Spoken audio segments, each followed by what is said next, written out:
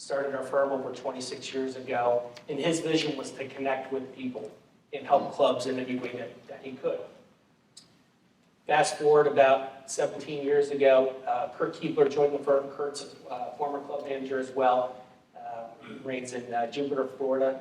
And then the third partner in our firm is Tom Wallace. Tom joined the firm about 9 years ago.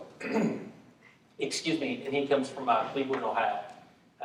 As you heard in the opening, I'm from Rochester, New York, proud native of that area, and grew up in clubs. My mother was a club manager, second generation club manager here, and learned a lot from her. And through time working with clubs, I saw a lot of different things, goods and not so goods. And as I developed and worked with each of my stops along the way, I think it was important. The one thing that I connected to the most was my employees, and really developing programs that made sense, that worked, that really took care of them. So when we talk about today, attracting and retaining talent, and when Kevin and I spoke about a month ago, the key message that, the takeaway from today is, employees want to work for us. They want to work for our clubs. They want a environment that's safe, that's one that they can grow and succeed in and do extremely well. And at the same time, as club managers, we want to work for them as well. And that was a message that, as we see and as we go and visit clubs every year, we work with about 300 clubs in total. I think are constantly looking at new ideas and new ways to innovate and invigorate teams. We want our club managers to be able to work for our employees. Our employees will work for our members, and the cycle goes on.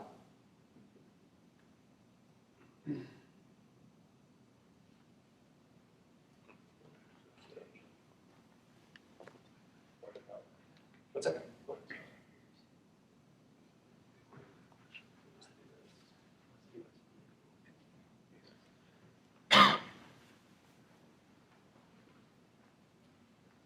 You heard it just a little while ago with Joe's introduction. Today's labor market is full of challenges. We're seeing, record numbers of openings that are becoming available. Unemployment claims are at a 50-year low. Unemployment is at 6 million Americans, and then there's a gap with all that. We've seen that. That's been pretty prevalent this past couple of years with COVID and all the changes that have taken place in the market. The labor market alone in February, and these are numbers from earlier this year, but 4.4 million people quit their jobs in February of 2022 alone. And that's the most that we've seen in a while. Wages versus inflation, we're seeing hourly wages increasing by almost 5%, whereas inflation is almost at 9%. A lot of factors that are coming into play right now, and as we go through COVID, a lot of our employees have left our clubs because, with COVID, the great resignation, people are looking for something different. They want more flexibility. They want, things more instantly for them. There's a lot of things that come into play when we talk about employees and what their needs are. Some other numbers, as we're seeing generational factors, we're seeing, baby boomers, they're moving out of the labor market. And then we're seeing, obviously, millennials are the next generation to come into play. But now we're looking at Generation Z as well.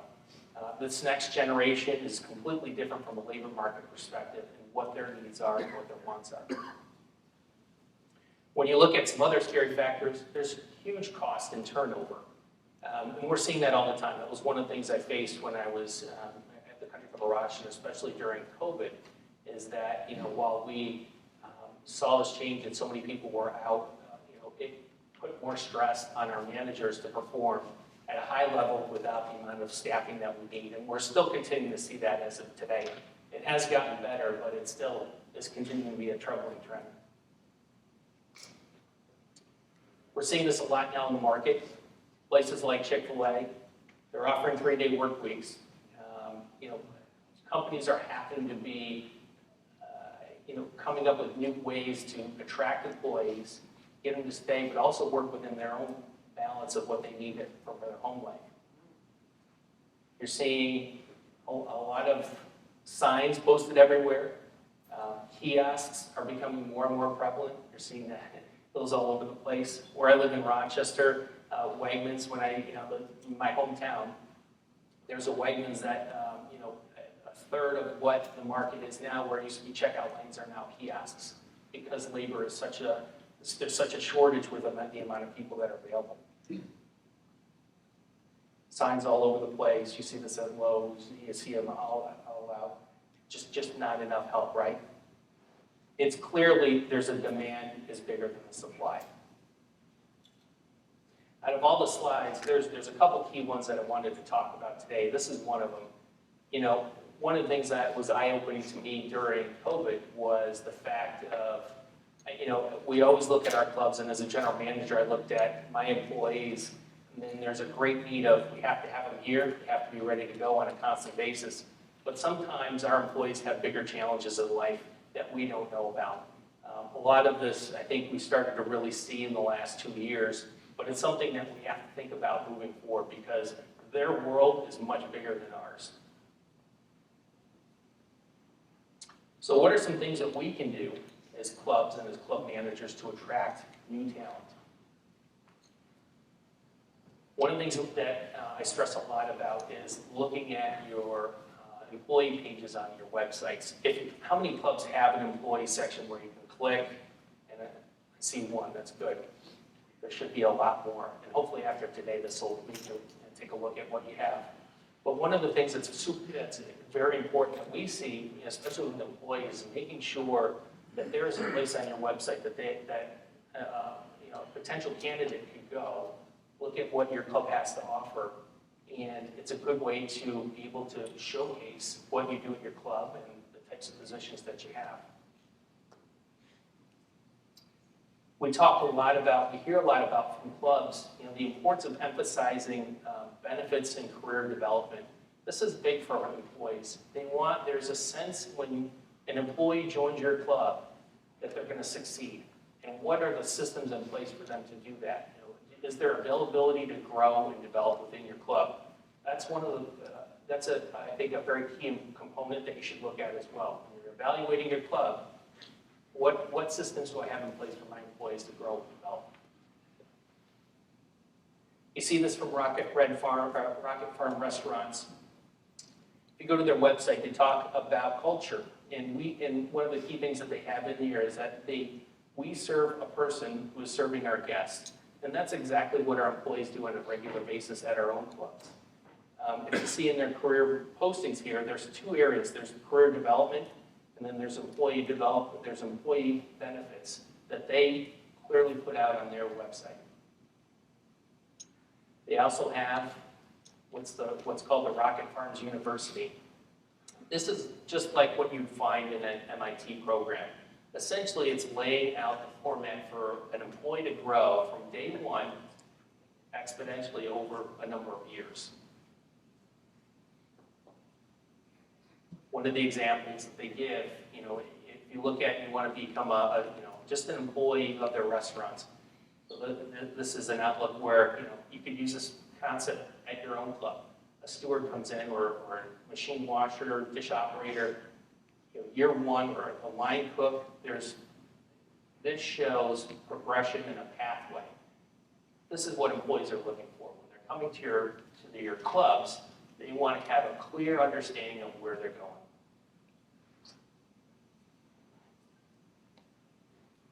What do your benefits programs look like? This is another key thing that I think has become very important, especially as we come out of COVID and as we become more competitive in the market. What kind of benefits do you have? How do you post them? How do you show them to how do you present them to your employees? These are key, especially when it comes to personal time off, vacation time, performance appraisals, reviews, growth, all extremely important when it comes to having a plan in place when you're working with your employees. When we analyze and look at the industry and the standards of what is most important to a club employee, one of the first things that comes about is opportunity. Employees want to know that they can be trained, that there's education, There's future growth potential. They want to know a lot about, they want to work for an organization that has a good reputation, especially in the community, believes in ethics, is involved in the community, and the location is accessible for them to get to. You also want to work in a place that brings innovative ideas, stability, and impact on coaching and development. Again, our employees are looking for growth, development, coaching, mentors, all things that we do on a regular basis as managers of our clubs. They also want to be in a place that is inviting and welcoming and involved with understanding who they are as people. They want to have fun. And then the fifth thing, and one of the more, I would say, not on the bottom, but one of the not as important, but important, bonuses, benefits, and vacation. That is another key component about working in a club. So when you put advertisements out, and we see this a lot, I see this all the time, especially when I'm looking through different clubs and organizations. What are you doing to attract talent to your club? Is your messaging boring, engaging? Or are they exciting? Are you talking about boosting wages and advertising what you have to offer? Are you offering signing bonuses? All key things for attracting employees. When you're assessing what you have and promoting your club's employee page, are the jobs that you post accessible? Are they engaging? Are they motivating? Are they enticing? These are all things that you should be looking at or evaluating in your own clubs. But also, what are some of the additional things that you can do to promote from not just on your website, but outside of that, through LinkedIn, various talent agencies and components that are out there. There's lots of different things. Here's a sample that is used quite a bit, and I'll give you a comparison in just a minute, but this is what we see all the time. While it's standard text and certainly gives out information, there's a lot more that can be done to really entice employees. Pretty standard. You'll see this on any CMA website. This is on probably a lot of your club postings get put out. One of the things that we like to do is change this up a bit, make it more appealing and attractive. When we're talking with clubs, we'd like to see a little bit more detail. And as you can see, here's a similar description, but broken down a little bit differently. One of the things that a lot of states are now requiring is putting what the hourly wages out for employees. This is a good tool as well to use for your club. This is a good way to entice. When you're putting this job description together, is it detailed? Is it organized? Does it give a good description about your club and your club's culture? What does it say, when you're posting, putting a posting out? Are you talking about the descriptors that would be important for that particular position? This is a great example where, the optimist is seeking an experienced cook to join our team, our family, and there's a description that goes along with it. Again, the competitive wage, what that range is, and then just some important cultural components that you would put in with the messaging when you're talking about a descriptor for your job post.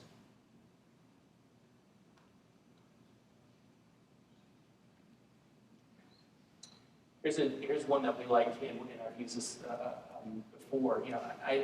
Congressional, obviously a few hours away, but one of the things they post, when they put together a job description, here we go. Ask the questions. Do you love food? And this is obviously for a chef's position, but do you eat with your eyes? Are you creative? Do you want to be a chef? And then, in the posting that they have, your development and learning is never ending. Develop and promote within. Again, this is a place that when you click on this link and you look at their job description, it's a great way to be able to advertise your club. You can take this and apply the same principles for everyone in the room here. Your club is no different than congressional or Rocket Restaurant Organization. There's just endless possibilities as far as how you write and put out job postings. Obviously, there's a lot more.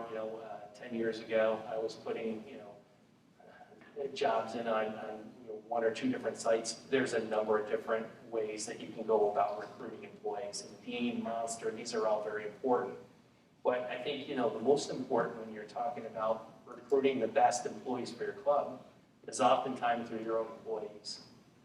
We've seen clubs in the last 2 years, because of the competitiveness with wages and everything else that we're seeing right now, what are some extra incentives that can be done to bring new employees in? Signing bonuses are big. This is one thing that I don't think we'll see going away for a while. It's a great way to attract talent, depending on what you're able to do. This is a great way to enhance and bring in employees. We see a lot of club employees reach out to their friends or people that they know through networking, and this is one way to bring employees onto your club. This is a second example of Local Woods. Same thing, signing bonuses. Social media posts. Story from my club management days. When I first joined the Country Club of Rochester, at a time that I was coming through, the club had been in transition. There had been a few manager changes in a 2-year period. I was the third person to come on board. And one of the things that I saw was that there was definitely a group that was siloed within the club. I had my golf course people, my clubhouse people, and I had my golf department all working while they were communicating to each other. They were certainly separate in their own ways. And one of the things we tried to do is really work with them, which is why we developed the Thistle Promise, to completely destroy, break up those silos and work together. From that, we found that it opened the door for us to be able to do other things. And I think one of the more successful projects that we had was putting together not only the Thistle Promise, but also start to create and put videos together to showcase what we did at our club.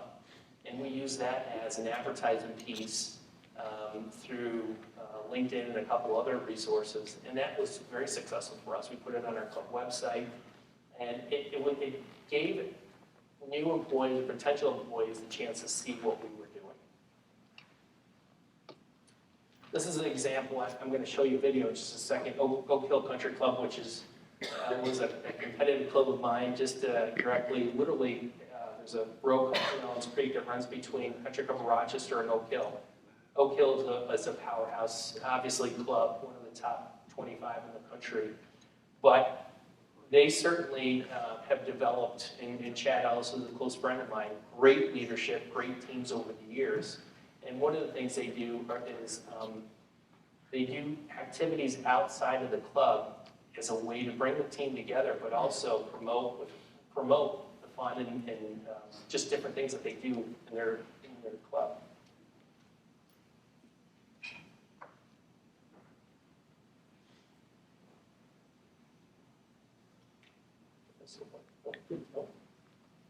Okay, the video is going to show you, and I apologize. They do an annual kickball tournament. So what they do is in our town, we have the Rochester Red Wings, which is our hometown baseball team.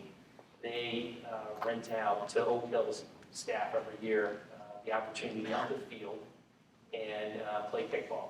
And what the video would show you is about a minute and 30 seconds of the team, and they create their own teams within this kickball tournament, but essentially they all play together. It's an annual thing, but it's a great way to bring their group closer together. And what they've done is they've recorded that and used that as a platform to bring new team members on. And again, Oak Hill is a big club. There's 800 members there, and they do close to $15 million a year in total revenue. It's a big place. But they're able to have programs in place where their employees can do things outside of work together as a way to promote culture and team building. One of the slides that I had, I want to put in, as we look for ways to bring new employees into our club, community outreach is another important key aspect. Clubs that perform within the community and work within their community have a great connection and a greater sense to bring new members or new team members on and at their club.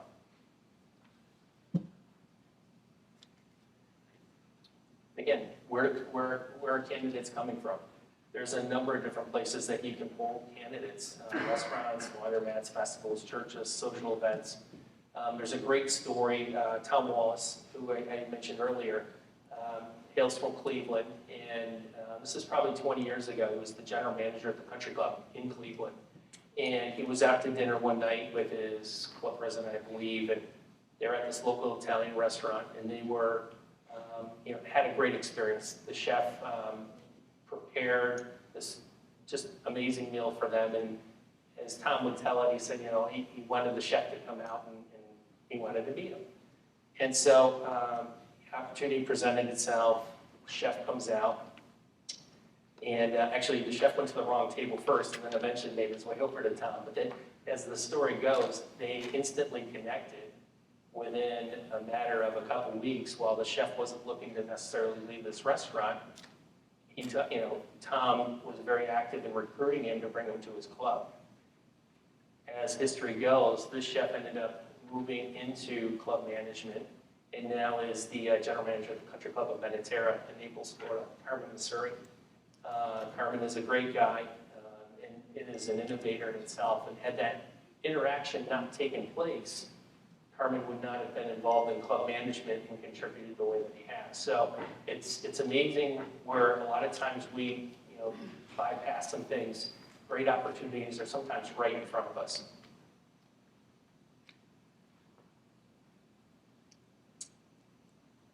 Some things that are as is important. Now, once you've had a chance to bring in your new employees to your clubs, what are you doing to onboard them? And this is a key component that I think should take a look at as well.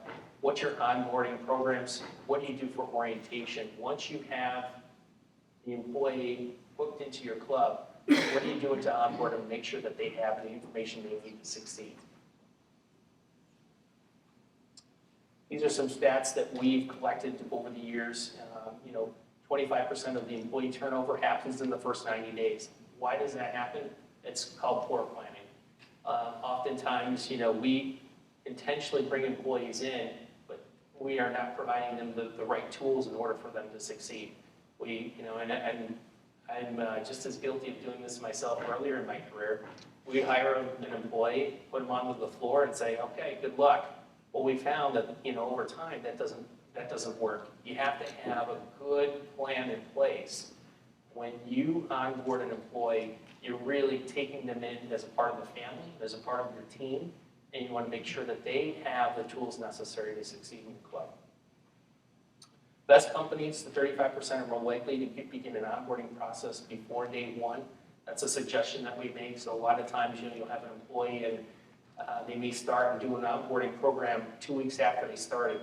That doesn't always work because they've already, they're still diving into the club, but they're not getting the true onboarding that they need. And I'll take you through some of the steps in just a minute.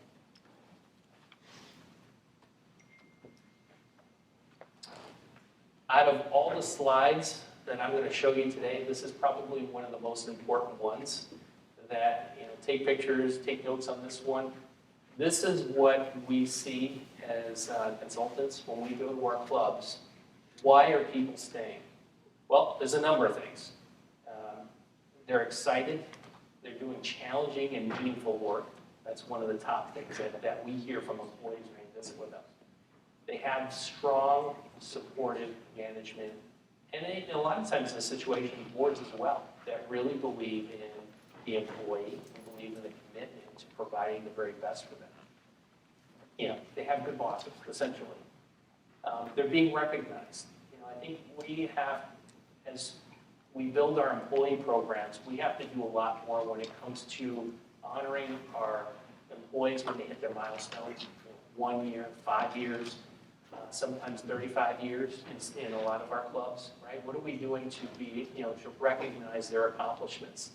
Do we just give them a pen and say, hey, great job? Or are we doing things to recognize those employees?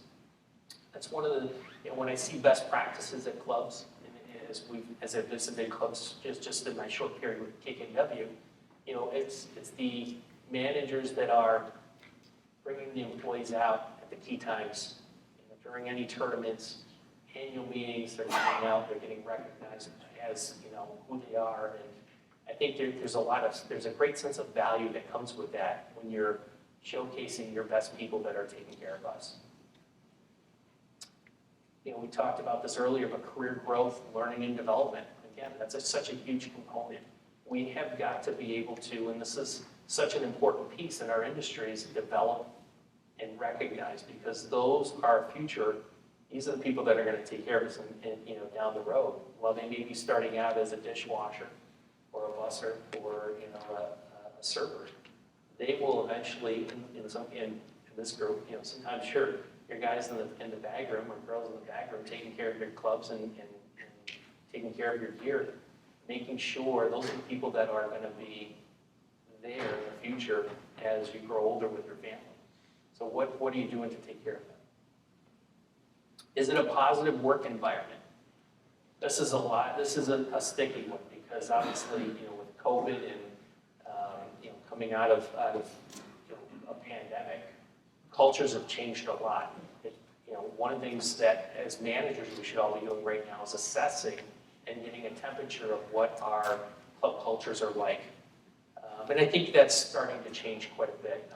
I have more managers that I talked to this year that seems to be kind of settling down a bit. So we still have a ways to go, but it certainly is something that we need to stay on top of as club managers.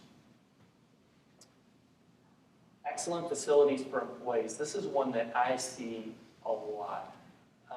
When I talk about this particular bullet point, it comes down to facilities that you have in place. So an example, when one of the plans that we had, capital plans, when I was leaving CCR a year ago, we had in place before I left to completely overhaul our employee break room. How many of you, just show of hands, and I say this loosely because you don't have to, but how many of you have the old tables from like 3 renovations ago with chairs that are kind of falling apart in your employee break room? Yeah, quite a bit, right? I see that a lot. And that was an important piece when I was leaving, to make sure, in my club that changed. And that's something that, and I know there's a lot of club board members in this room today, but take a look at your facilities. I was just at a club a week ago, and that's one of the things I look for when I'm at a club and I'm doing a due diligence visit where I'm trying to get an idea and a flavor of the club. I ask, where's the break room? Show me show me what you have. And one of the clubs I had, they had one, but most of the employees that I talked to said, well, we have this area, which had the 3 chairs and table, the 3 renovations ago, furniture in the room, small space, but everybody went outside because the dumpster area had more room to be able to hang out in. So, those are the spots that we have to take a look at as club leaders and as boards. What are our facilities? If the hangout spot is by the dumpster in the loading dock, that's not going to have, your employees are not going to want to stay in that environment for a long period of time. And then last piece that I had was obviously fair pay. We're seeing this, we're feeling the pressure on this all the time, but our employees are asked to do a lot. We, again, as we are in an industry that you work on the weekends, there's an extra emphasis on service to our members. The wages have to be appropriate for the work that's being done. Quickly go through this, but just again, onboarding and orientation. This is kind of a cycle where we look at pre-start, pre-day orientation, first day, first weeks, and then first 90 days. It's a cycle that you should be looking at your club to be able to onboard your new teammates. So, what's your interaction? There should be a direct message, a direct note, whether it's handwritten, an email. We like handwritten notes, we believe that in our firm, but sometimes that's not possible, and other ways of communicating are just as important. what do you do to, once they are hired, and once you've made the initial interaction with them, how do you promote that new employee at your club? Here's an example that we use where you could take, 10 things about an employee, and this is one. I'll give you an example, and there's one up here. But I'm a huge Bills fan. I know I'm in Jet country. But every time that there's a new signee that joins the Bills, there's a thing that goes out to all the people that are Bills fans that are subscribed to BuffaloBills.com. It's the new, their new employee of the team, and it gives you where they're from, what high school they went to. A lot of times there's family information if they're willing to share it. But what a cool concept! We could do the same thing for our clubs. And this is one of the examples. If you look at on the right there, while it's hard to read, Congressional does that with their employees. With each new employee that comes on board, there's 10 things that we would want to know about the employee. Employee fills it out, gets typed up, and then it gets put out in an employee break room. It's a great way to introduce them. It gets them engaged into the team.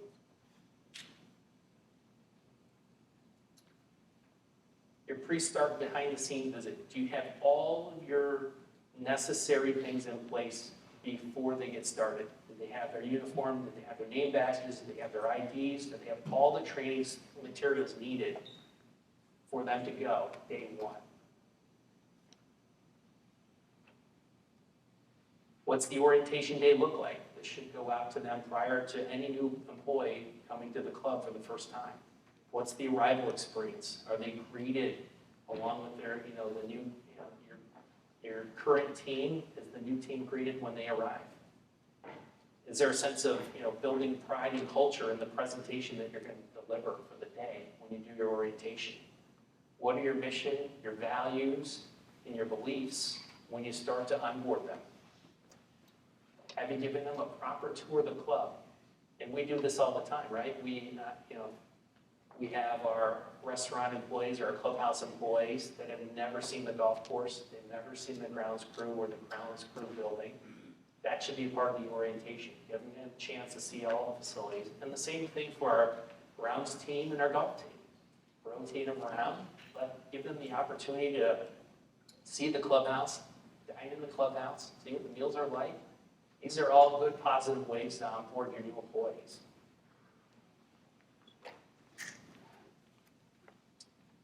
Is there a trainer assigned once the first day started? Who is there a team leader that can take and mentor the new employee when they join? There should be checklists that, oftentimes we see as best practices that are utilized for these types of things. So making sure that you have an assigned trainer. Introductions are made to all the different department heads. Again, tours of the facilities that you have at your club, the locker room facilities where they change. Where's the toilets? Where's the locker rooms? Where do they change? Where's the cafeteria?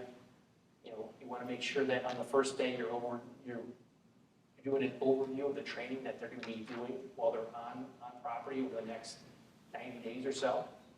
Reviewing safety measures, the importance of safety at your club, being safe, and where to check in and out when you start and end your day. This is one of the things that we, first day is always hard, but with good communication and good consistency, you'll have clarity.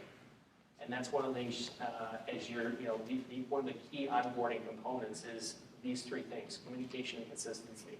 You want to make sure that this program that you're instituting with your onboard, when you onboard a new employee, it's consistent every single time. There's clarity to it, not much change. I'll go through a couple of these pretty quick because I know my time's running out.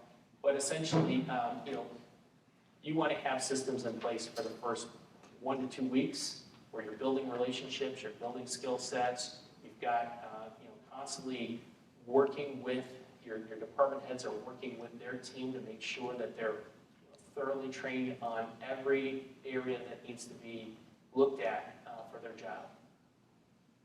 And how do you measure those? Here's a couple samples that could be used for opening and closing, whether it's in your golf shop or in your grounds building or in your clubhouse, the do's and don'ts, what to learn, what not to learn, you know, what the importance of each of those roles are. Those are clearly laid out in your orientation plan in your first couple weeks. Are there quizzes being done?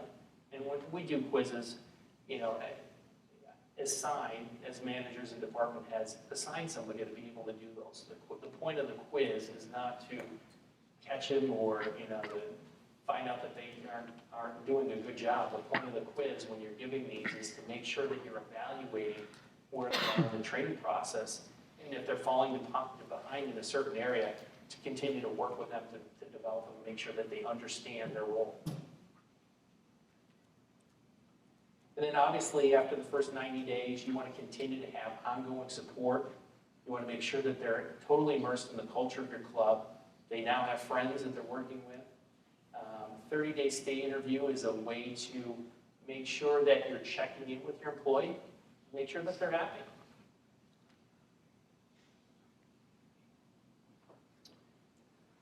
Another part that I know is very important as far as the topic today is performance reviews and how those are conducted.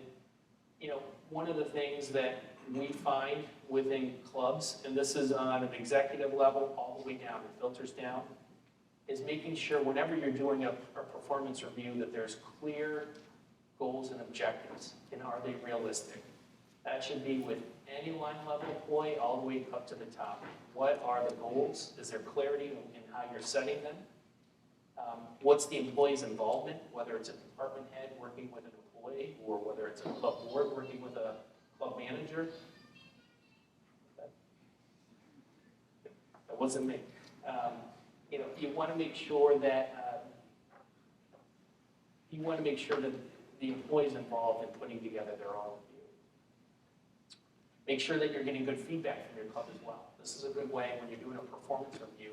Make sure you gather enough information because sometimes it is important. Sometimes it can be hard, but you want to be able to deliver the message in a positive way to say, you know, this is what we see, this is what we hear.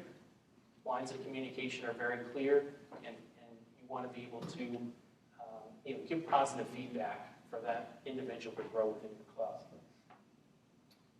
You also want to meet with your employees, and this is, again, across the board throughout the year. Continue to establish good communication. Make sure that, you know, when you're meeting with whoever you're meeting with at your club, whether it's, again, line level employee or department head or club president or club board member, there's good communication. There's an understanding of the involvement of, you know, what's going on in the operation, and just giving good updates. And finally, ways to retain and keep members on your team, being able to offer flexible hours.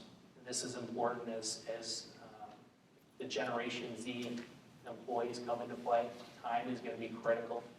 They're going to look at the club as they want to work hard, but they also want to have flexibility in what they can do with personal time. So that's going to be important as we, as managers and as leaders, look at that moving forward.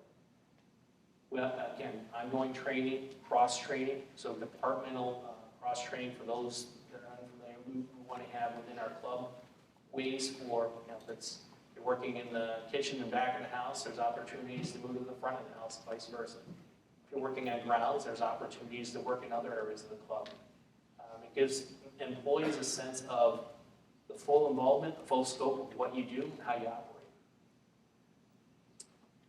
Again, conduct continual stay interviews. So again, getting a pulse, getting a temperature of how your employees are interacting at the club are crucial. You want to be able to assess where they're at. You know, if they're struggling with whether it's team members or just in life in general, sometimes it's good to get a pulse of where they are.